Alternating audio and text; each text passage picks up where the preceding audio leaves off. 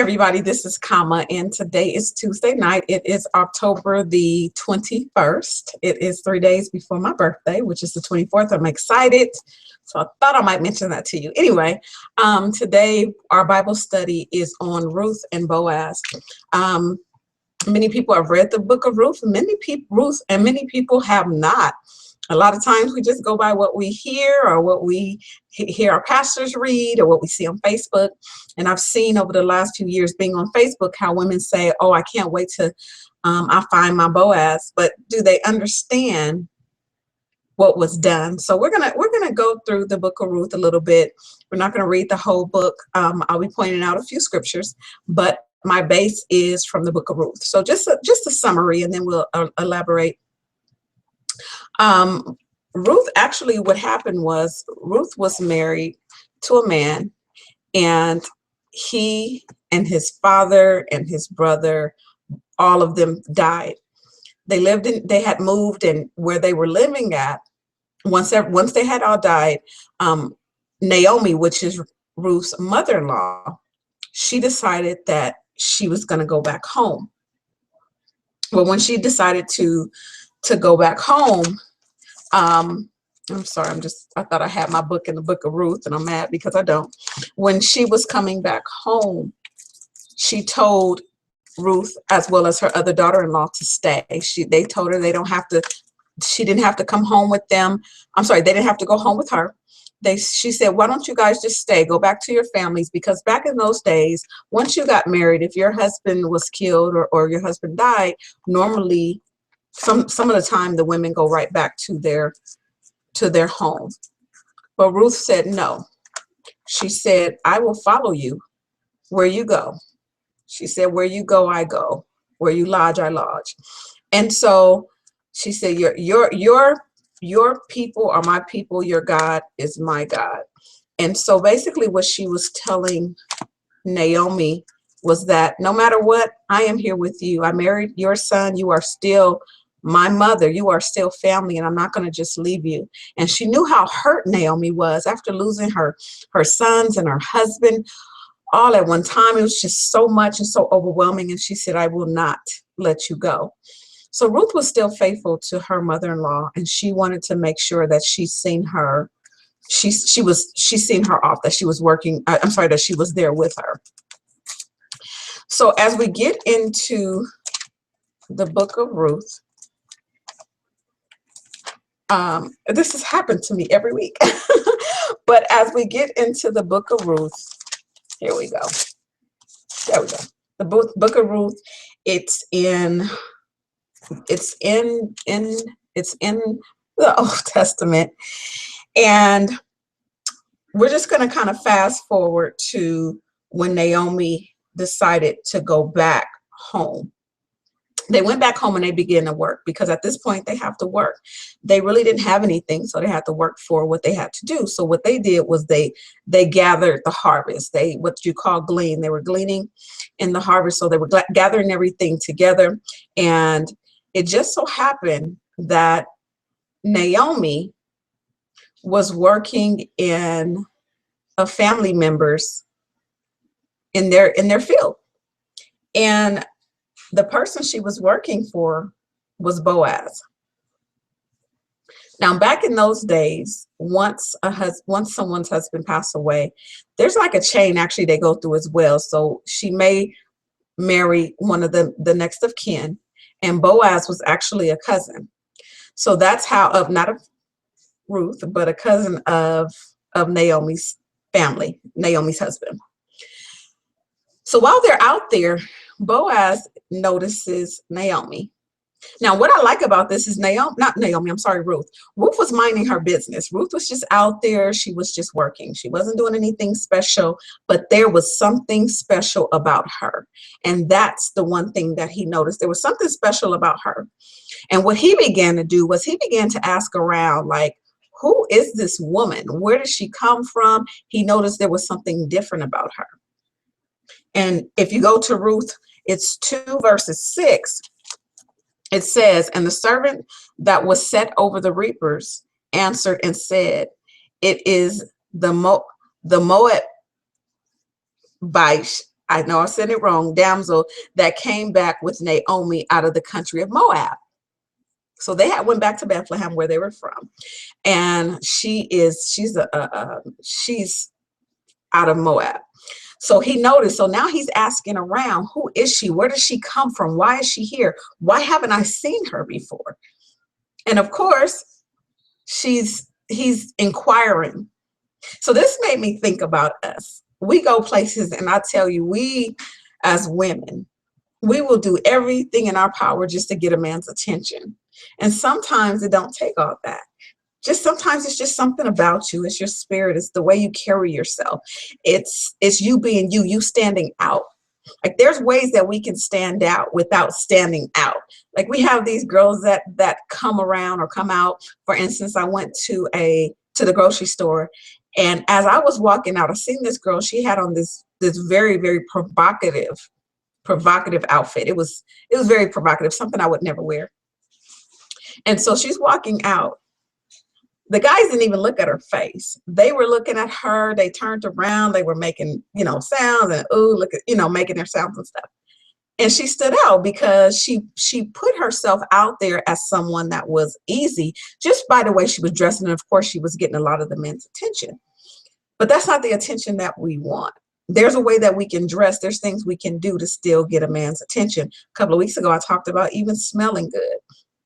You can smell good. Men love perfume. They love that smell good stuff. There's things that you can do. There's clothes that you can wear where you can look good. But anyway, so as Boaz is asking all these questions about this woman, Ruth is just doing her thing. She's just in the field. She's just working. She's just doing what she's supposed to do. She was obedient to whatever God wanted her to do by following Naomi. And if you follow what God tells you to do, he will take care of you, I guarantee you. So Ruth was placed at the right place at the right time. And I love it. I just love it. I'm just thinking about everything. She was placed at the right place at the right time. So while she's out in the field, eventually Boaz called for her. And he he talked to her, they did their little talking or what have you. He was telling her, basically, I know you came from here, came from there, this and that. And, of course, she's surprised. So now at this point, because he's attracted to her, he's just basically he's taking care of her. Mind you, he's not her husband, not as of yet. But he's giving her special privileges, making sure that she eats a little more than everybody or eats special and separately from everybody, making sure that even if she doesn't meet whatever quotas for the day, that it's met. Nobody's saying absolutely anything to her. So she's getting this special treatment from her. She's getting a special treatment from him. So her thing is like, why are you doing this for me? Why? Who am I? And he just said, there's just something about you. Ladies, it's okay. It's okay to be different. You don't have to be in competition with the next female. This is why we get our feelings hurt a lot. This is why we get cheated on. This is why relationships don't work out, because we try so hard to be better than the next person that we forget who we are. So we're this fake person. When the man meets us, he doesn't meet who you are. He meets who you're trying to be. And that's not cool. So as he's giving her all this special treatment, he's still checking her out. He invited her to eat, and he just knew again that there was something going on with her. A matter of fact, I'm going to give you a scripture for that, which is Ruth 2:18. It says, and she took it up. No, I'm sorry. Let me take that back. Yeah, let me take that back. I'm sorry. So anyway, so Ruth went back and she was telling Naomi what was going on, but Naomi knew, she's an older woman. She's probably wise in her years. She knew that Boaz was definitely feeling Ruth, and Ruth began to feel Boaz, because it's like, wow, you're taking care of me and you don't know me. You don't know anything about me. So what Ruth did was told her to go and prepare for him. So they came home. She got all washed up. She put on some smell good stuff. Naomi told her exactly what to do. And that's in Ruth 3, verses 3. She says, wash thyself therefore, and anoint thee, and put thy raiment upon thee, and get thee thyself known unto the man until he shall have done eating and drinking. So we're talking about preparation right now. We're talking about preparing for our king. She knew, again, she meaning Naomi knew that Boaz was interested in Ruth. So she's saying, look, if he's the one, then these are the steps you have to take. Go wash yourself. Ladies, we got to be clean. We should be washing ourselves every single day, but we should always be clean. Go. I put some notes here. Go to Bath and Body Works. They usually have good sales, especially around the holidays are coming up. Go stock up on that stuff. And you can usually get that stuff for like $3 each. Go to a place that you can stack up on this stuff, but always stay clean.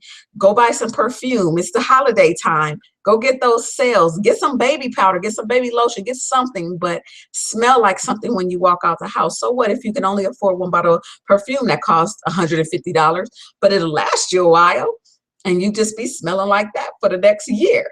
But what you want to do is just get something. Go anoint yourself. That's another thing I know a lot of people don't do. Some people do, some people don't. I know I have many times. I got my anointing oil. I put it over myself and I pray over myself. Putting on the right attire. There was something specific that she had to wear in order for her to present herself to him, to let him know, look, I know you're feeling me. So I know there's some things that I need to do, just like with us. We need to make sure that this is something that we practice. Stop walking out the house just saying, well, I don't care what I look like. So what? Yeah, I look a mess, but so what? A man just gonna like me the way he like me, because this is the way he gonna see me all the time. But again, that's something that causes problems in your relationship later. You should always keep yourself up, no matter what. Like, there's no excuse why we shouldn't be keeping ourselves up. So it starts now. It doesn't start later. So she did everything that she was supposed to do. And she went and waited till he drunk, ate and he drunk whatever he was eating and drinking. And she was told to lay at a certain place. So she went and she laid there. As a matter of fact, it was at the bottom of his bed. So when he got out in there, he was like, wait, what is this? Who is this? What's going on? So when he found out it was Ruth and she revealed herself, he was happy. I know he was. So he's seen like, okay, I've been trying to go after her. I see she's after me. So it looks like we got something here. We got something here. So he's happy, he's elated. However, back in those days, like I said, there was things that they had to go through. Well, because he wasn't right next as a next of kin, he had to go take her to another person that had first dibs, I would say, on her. I hate to use that word, but had first chances with her. And when he went to this person, he said, look, you know, if you get her, you got to get Naomi. You got to do this with the field. You got to do all this stuff. And the guy was like, nope, that's okay. I'm done. I don't want her. And because of that, he was able to get Ruth.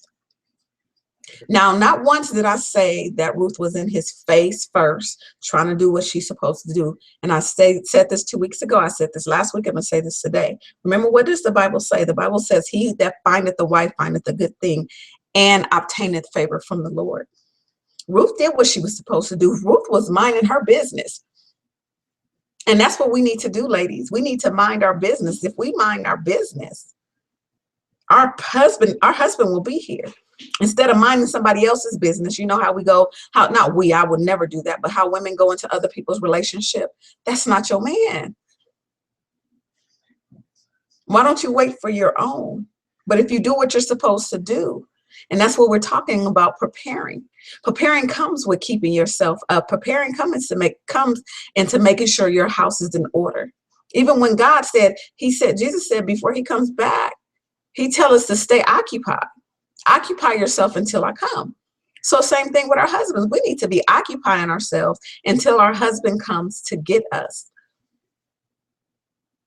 We don't have to meet him in a club. I know there's some people that did meet their men in a club and they're probably happily married.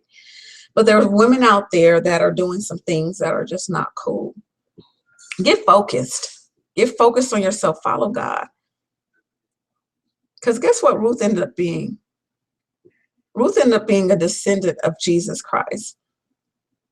I mean, my goodness.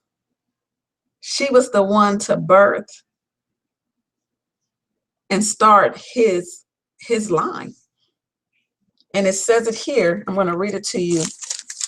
And at the end of Ruth 4, and it says, and the woman, her neighbors gave it a name, saying, there's a son born to Naomi, and they shall call his name Obed.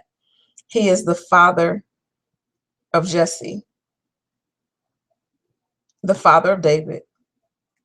Now, these are the generations of the Phares, and the Phares begat Hezron, and Hezron begat Ram, and Ram begat Aminadab, and Aminadab begat Nahshon, and Nahshon begat Salmon, and Salmon begat Boaz, and Boaz begat Obed, and Obed begat Jesse, and Jesse begat David.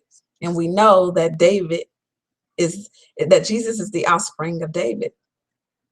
So she has a line that leads her to being a great grandmother of Jesus. This woman was blessed. So imagine us if we did what God told us to do and we follow God's way. Imagine what kind of relationship that we can have. Today I was listening to someone, and I'll be wrapping up. Today I was listening to someone talk. He was talking about his wife. He was like, that bee, this and that bee, she thinks she gonna do this, she gonna do that, that bee. I said, how do we go from babe to the B word? I don't get that. I don't get that. Something was missing. There was something that they didn't do up front to make sure that this was the person. Just like with me, I know I didn't do what I was supposed to do up front, and that's why I did end up being divorced later. But God is showing me and preparing me of how to make sure, preparing me for my husband, because I'm doing it right this time. I'm not following karma, I'm going to follow God. Because when you follow yourself, you get nowhere. But when he said that, it just bothered me. And I'm like, oh my gosh, this is the mother of your children.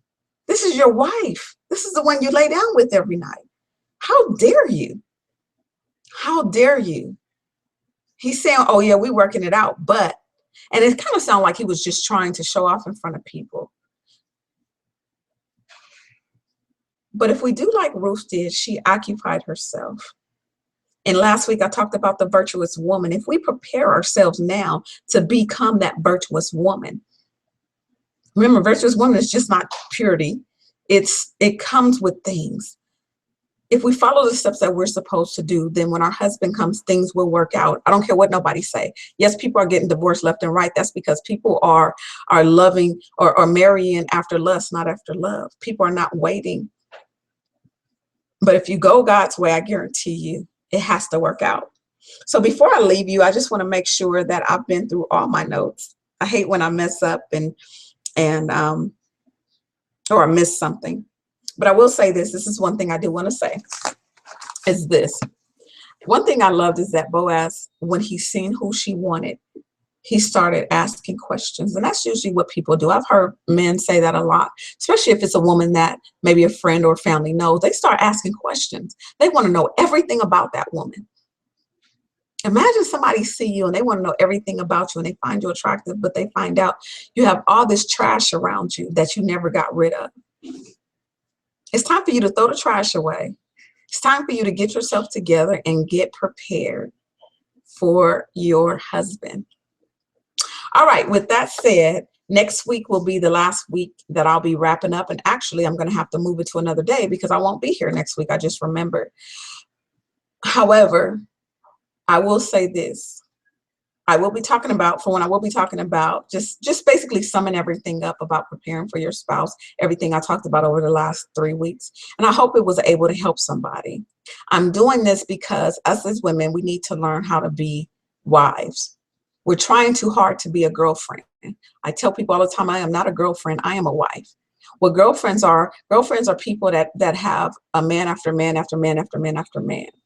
Did it once say that Ruth was dating a ton of men before Boaz found her? No. She was single. She was by herself. Boaz found her and he married her. People always say, well, I got to try this out. I got to try that out. No, if it's from God, there's nothing you have to try out because God already knows. And guess what? If you talk to somebody in about two or three conversations, you'll find out more than enough. You do some investigation. I'm not talking about background check and all that kind of stuff. But if you really listen and you really pray and ask God, is this for you? I guarantee you'll find out. All right, ladies and gentlemen, thank you so much for watching. Thank you so much for supporting. And remember, ladies, prepare. Just wait. He's there. He's just waiting on you. And don't sell yourself short for anybody.